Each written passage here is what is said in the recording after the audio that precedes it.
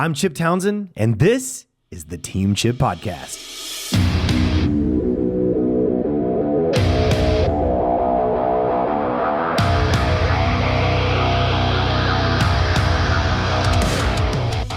right, guys, welcome back to the Team Chip Podcast. I'm so excited to be here with you again today. I know I say it all the time, but I just absolutely love this stuff. So we today are going to talk about a little bit about here, some things that school owners worry about that never happen. Like, are you a worrywart? I am a worrywart. False expectations appearing real, things building up in your mind, getting all crazy. You know, how much time and energy do we waste worrying? Heart rate a little high, a little bit stressed because of something that's coming that never actually comes, right? So I know this seems kind of silly, but I think sometimes we waste an inordinate amount of energy on things that just don't matter. So, things like, enrollment, or, you're just constantly worried about your next enrollments. Where are we going to get our traffic? How are things going to go? Now, there's a healthy amount of thought that goes into this stuff, but when it becomes stressful worry, that becomes a problem. Now, I know on the other end, you're kind of thinking, I'm barely making ends meet, or I'm having trouble paying the bills. That's a different level. I mean, I understand that can be worry, but sometimes we're doing okay and we're still worrying. We have the revenue is okay, the enrollments are okay, but that we're still worrying about. We're worried about our staff. We're worried about the parent that looked kind of funny going out the door, and maybe our instructor or we did not take the time to kind of catch them going out and go, hey, great class, you guys have a good time, and create that opportunity for them to talk to us. Or we're worried about retention. Maybe, I know for us, we had a month recently, our retention floats in the 3 to 4% range. Most of the time, this month, I think we're like 2.5. We're having a phenom month. But at the end of the year, we usually hit right at 4%. That's just kind of the way it averages out for us. And for those of you that aren't familiar, that would be like 4 out of 100 students dropping per month. So, 4% is, I think in the industry, considered a good average. I think 5 is considered kind of the, that's the line you don't want to cross too much. 5 or below is healthy. 4 is pretty healthy. 3 would be super healthy. 2 would be like killer. And then I have some friends that literally like 1 and 1.5% drop rates, right? So, retention. We just had a month like last month actually, where our drop rate jumped up to like 5.5%. We had in our headquarter location where we have 450 plus actual active students right now. Today we're a little over 470, but at least, 450 kind of on average. And we had like 24 or 25 drops. Boom. And granted, it's a season change. When you go into school season, things can shift. When you go into the summer seasons, because kids are getting out of school, there's a lot of things that can shift. And we have a lot of kids in our program. So we had a big, big drop, but I wasn't hugely worried about it. And I sat and I talked with the team about it. I say, you go back and you look year over year at our drop rate, and here we go. Are you tracking your metrics? Do you have a map? Every year, sometime in the summer, it seems like one of the months we kind of get hard with drops, which makes sense. People are moving, changing jobs, kids are changing schools, life is graduating, moving on to college. There's just a lot of stuff happening. So, but we're not inordinately worried about it. We're paying attention to it. I hope it's just a healthy attention, and the team knows. So again, that was last month. And then this month we're at like I think 2.6%, something like that so far, which is phenomenal. But the point of the conversation is are you just spending too much time and energy on worrying about things that, you don't, I think as entrepreneurs, sometimes we're like professional. What if that little guy falls? Or what if that mom gets upset because little Johnny didn't qualify for his next stripe? Or, what if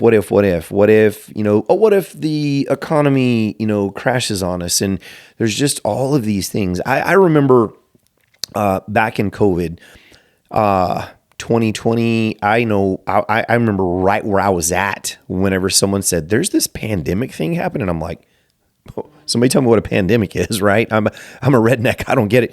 So we were at our affiliate school in Elk City, Oklahoma, and we were doing their spring tournament. It was March, and spring break was happening around that time frame, and we're at the tournament. And as the tournament went, somebody walked by and said, hey, there's some news about this pandemic thing going on. And And then the next thing I know, there's like someone else comes up and goes, hey, this pandemic thing is bad. They're starting to like close businesses down. I'm like, what are you talking about? Like, what is a pandemic? At that juncture, I hadn't even heard of anything. I guess I'd been living with my head in the sand.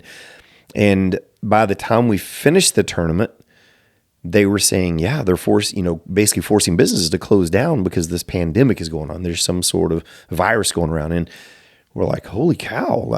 It scared us. Like it scares everybody, right? We were all a little scared. And so anyway, we made a plan at the end of that tournament. We sat down with all of our affiliate school operators and we said, hey guys, if the pandemic close down gets to this level, we'll do A. If it gets to this level, we'll do B. This level, we'll do C. And basically D was we're closing our schools down. We don't have a choice, right? And so on the drive home from that tournament, that evening, we finished up, got done, cleaned up, had a great time. We're driving back and we're getting news and phone calls and messages from our team going, hey, this just happened. They're shutting down this. They're shutting down that. Now they're saying people can't be within 6 feet or whatever the situation was. I don't remember the specific details, but we're driving home. And sure enough, we went from A to B to C to D. And by the time we got home, we were messaging all of our people saying, guys, we're really sorry, but we're not opening back up on Monday.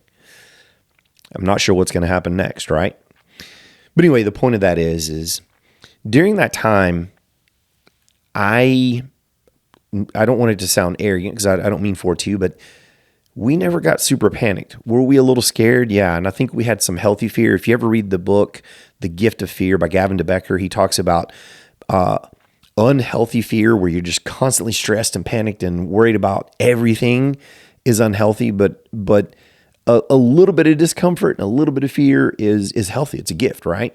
And so we had that, I hope, kind of healthy, like, okay, we're a little uncomfortable, we're a little scared. And so we're brainstorming right away. Like, if we can't open back up for 6 months, how are we going to handle that? If we can't open up for 2 months, but I was getting messages and calls from people like on the daily, friends in the industry, my own affiliates, in complete panic. What do I do? What do I do? And my conversation would be, what can you do and what can you control right now? And so anyway, I was kind of blown away at how many people just got totally whacked out about this thing and just lost it and lost their businesses, shut down. We lost a couple of affiliate locations of our own, and it was just wild. It was a wild time. But the point is, I think I personally, looking back, I think a lot of it was unwarranted worry and fear. So, don't be a professional what if. Don't constantly what if yourself. What if the parent gets upset? If I raise prices, is everybody going to quit on me? If we promote the wrong person, if attendance drops, if the competitor opens nearby. By the way, if the competitor opens up nearby, good on you. I should have been more prepared, but there is actually, it's proven. You go to towns. I know in the Oklahoma City area, I believe it's just south of Oklahoma City, there's something called like the, car sales mile. There's like a mile of just car dealerships just lined up down one of the highways. And I always thought that was so weird. Like, why do they get next to each other? They're competitors, right? The reality is it's proven. I can't remember what it's called. There's a term for it where when businesses come together, their businesses grow, because people are coming to their area looking for that thing, right? And they're together. So anyway, but your worry might be, oh goodness, the competitor opened down the street from me or across the street or whatever. Don't worry about it. There's no bearing on you. Focus on your own business. Focus on what you can control inside and crack down and provide an experience and a culture and a skill set that no one else can touch, right? And, what if nobody signs up next month? Well, what if, man? If you have a bad month, learn from it and figure out what you did. But the point is, I kind of keep beating this up. Don't worry about it, because worry steals your energy. It forces you kind of into a corner where you become reactive to things instead of proactive and responding and having a plan. We lose focus because all we can think about is the point of worry or the points that have us worrying. You can make emotional decisions. When we worry, fear, emotions come up. Fear is emotional. We make poor decisions. We can be too happy and spend too much money. That's an emotional problem. We can be too mad and say things we regret. That's an emotional problem. So, we get emotional when we're worried and fearful all the time. And, we miss what's actually going well because we're worried. So I just wanted to, kind of talk about that a little bit, and let's think about the things that matter. Most schools aren't hurt by, the things that we fear, that false expectation or that worry. What we're hurt by is we're hurt by inconsistent leadership, poor communication, lack of follow-up, just good business practices, weak culture, avoiding hard conversations. I feel like I say these things all the time on the podcast, but things that are obvious and just simple things aren't always easy, right? They're not always easy to put into play or to operate. And, when we're worrying, something else, to think about too is, and I've alluded to this earlier, is typically worry is about things that are outside, like outside of us, that external, locus of control, when we need to be focused on the internal locus of control. So, confidence, if we have confidence in what we're doing, confidence helps us to overcome the worry. So how do we create confidence? We have a plan. We have systems in place. I know I keep saying it. We have a team and a positive culture that everyone can come into. And that plan includes a financial plan, a business plan, a marketing plan, a plan for every class, a class plan, right? It requires all of these things, which is proactively controlling the things I can. I can control a financial plan, a budget. I can control a class plan. I can control, to a pretty big extent, the culture that we create. And so now we're looking at that internal locus of control. When we have those things in place, and then over time we're tweaking and 1% improving them, and they're proving themselves out and creating fruit, we gain confidence. And as we gain confidence, we can kind of push the worry down, push the fear down, and get rid of it, get rid of the stress and the paralysis by analysis that it can create. So I just, again, don't let false expectations drive you out of business. Don't let it drive you to lack of sleep at night. If you're having financial struggles in your business, reach out to mentors, reach out to us, reach out to someone that you can talk to and go, hey, what did you do when you're here? Because I know I've said this, Glenn Ann and I lived for 9 years in apartments in the property that we bought above our school. And let me tell you, it was both a blessing and a curse. It was a blessing because we were able to get rid of our house, mortgage, and everything else. Although we gained a mortgage on a property we bought, but we were able to get rid of some overhead, and it allowed us to stay more calm, a little less worrisome and fearful, although we did worry, and we still do at times. But getting control of your the things you can control, making those plans, and focusing on those things and going, what can I do about that? I think another thing here too that I don't want to, it's okay to be dependent on people sometimes, like we depend on our team tremendously. Well, this is a team we've built for years and we trust them deeply, right? But get independent. Don't depend on everyone else to do things for you. You know what I mean?